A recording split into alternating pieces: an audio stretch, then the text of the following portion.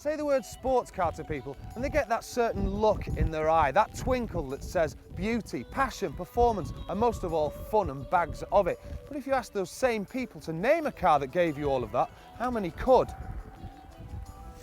Well, there used to be a car manufacturer that used to give us all of those vital ingredients, and we are told they are ready to do so once again. Ladies and gentlemen, boys and girls, I give you the MGF trophy. First launched in 1995, the original MGF went on to be one of the most popular cars in its class. This trophy is the latest and clearly the greatest attempt by MG to create a true sports car. One of the most important ingredients in the sports car mix is of course its looks, and here the MGF doesn't let us down. There's a full body kit, twin wide-bore exhausts and huge low-profile alloys with visible brake calipers. And just in case they don't get you noticed, there's the very bright blue paint job.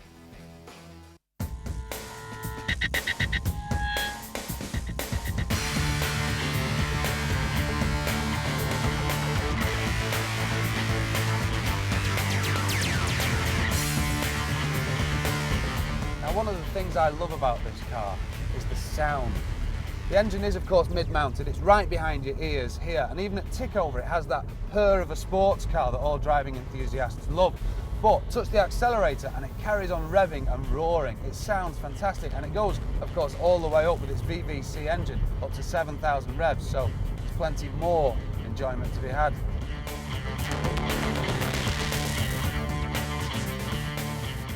The MGF trophy comes with a 1.8 K-Series VVC Rover engine.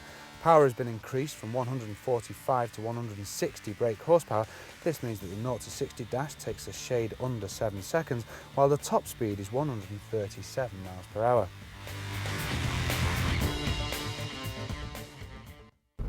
Now this MG comes with sports suspension that is quite firm, well it's not actually. It's not quite firm, it's rock hard. And at first it's quite fun, but after a while you start to feel every little bump and nuance in the road surface. And British roads aren't brilliant for that, so it's not long before your eyeballs are rattling around inside your head. You have to be quite dedicated, I think that's the thing. You have to really enjoy the fact that you can feel every single bump.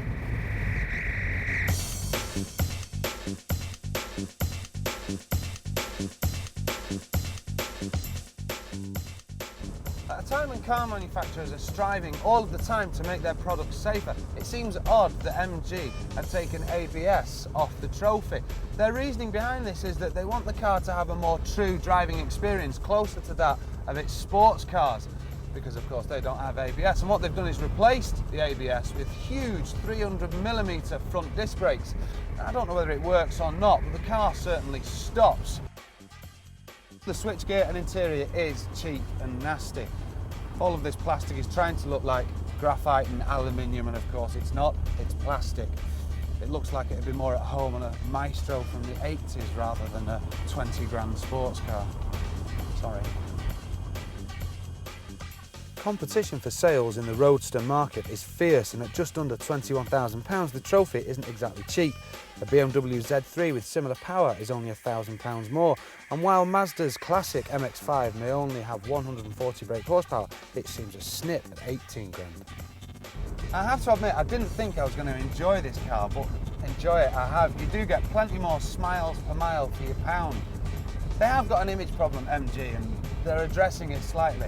I know it's an overused expression, it's a hairdresser's car, but the MG is. But it's a real driver's car as well. Beautifully balanced, you can have fun at low mileage. That's the thing about cars like this and the MX-5. It means you can have great fun at 30, 40 miles an hour. Get onto a country lane and the MGF really performs.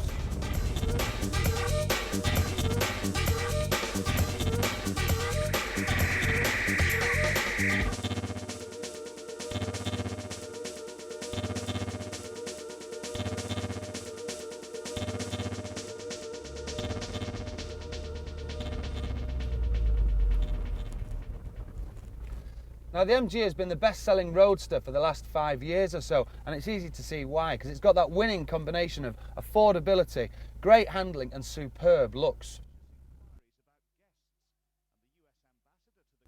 And unlike some of its competitors, it's got all the sporting history you associate with the MG badge. And so now with increased power and an even better sports setup, it makes the MG even more desirable than ever.